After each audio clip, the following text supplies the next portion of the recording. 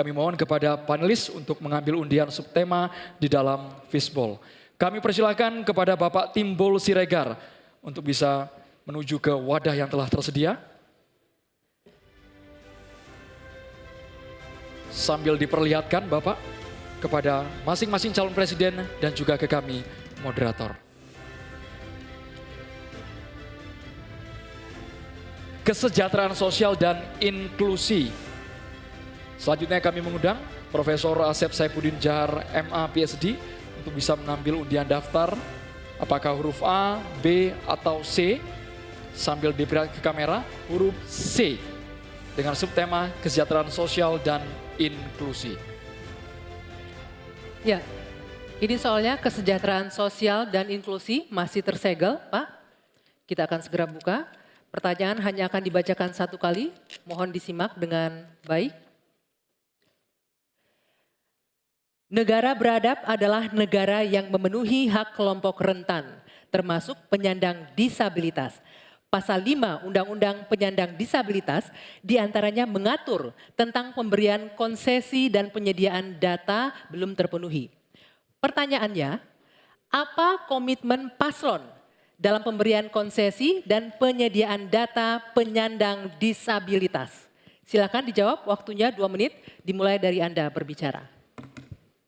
Baik, masalah ini adalah sangat penting dan saya sendiri sudah sejak awal berjuang di bidang politik sebagai Ketua Umum Gerindra. Kami yang mensponsori undang-undang disabilitas.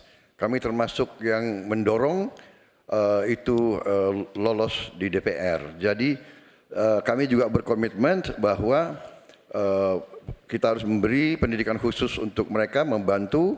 Saya juga sering mengirim tim-tim olahraga untuk olimpiade disabilitas, sepak bola disabilitas dan sebagainya. Tapi intinya adalah benar bahwa kita harus lebih berpihak kepada mereka dan kita berkomitmen untuk juga nanti merekrut mereka ini di dalam pekerjaan-pekerjaan yang bisa mereka lakukan di pemerintahan dan juga di komunitas pertahanan. Ada bidang-bidang yang mereka dapat melaksanakan. Ya, sekarang kita juga bekerja sama dengan pihak-pihak luar untuk cari teknologi untuk membantu kaum disabilitas. Antara lain untuk membantu mereka yang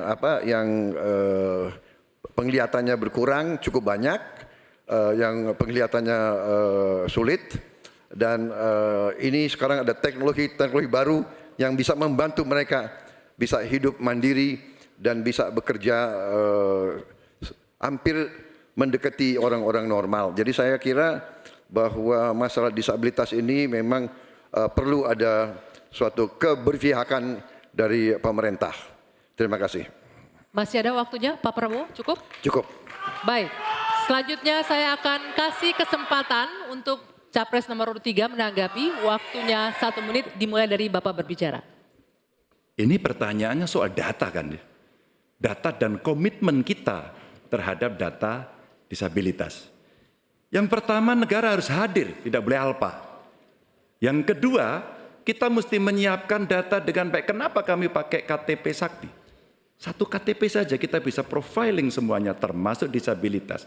Maka kalaulah satu data Indonesia lalu kita cropping satu saja terkait dengan disabilitas, maka perlakuan kita bisa kita berikan apapun untuk mereka. Termasuk, saya mau cerita pengalaman saja, ketika merancang pembangunan, hadirkan mereka, kasih ruang pertama untuk mereka berpendapat.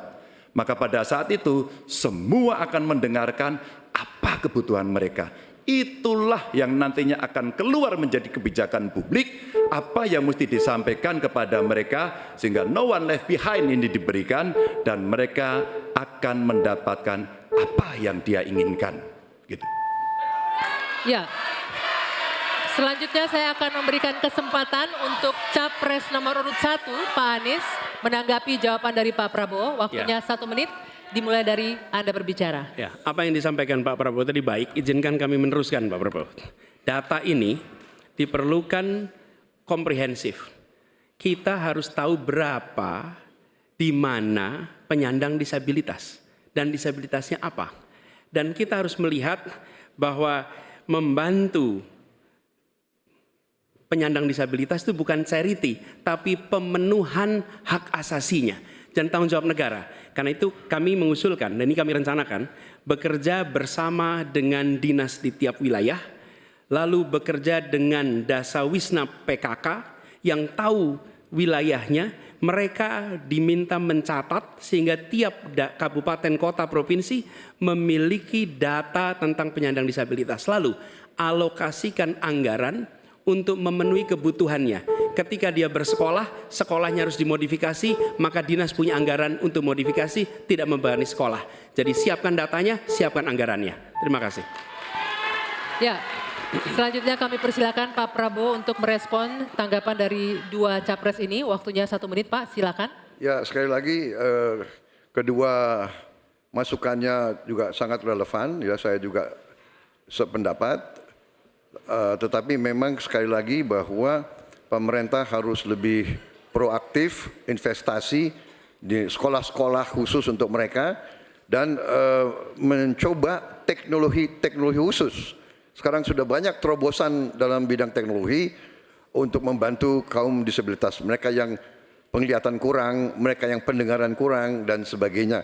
Mereka yang yang tangannya sekarang sudah ada protese-protese yang tangan-tangan buatan dengan artificial intelligence dan teknologi miniatur. Jadi pemerintah harus lebih banyak pengeluaran di bidang membantu kaum disabilitas. Terima kasih. Cukup ya.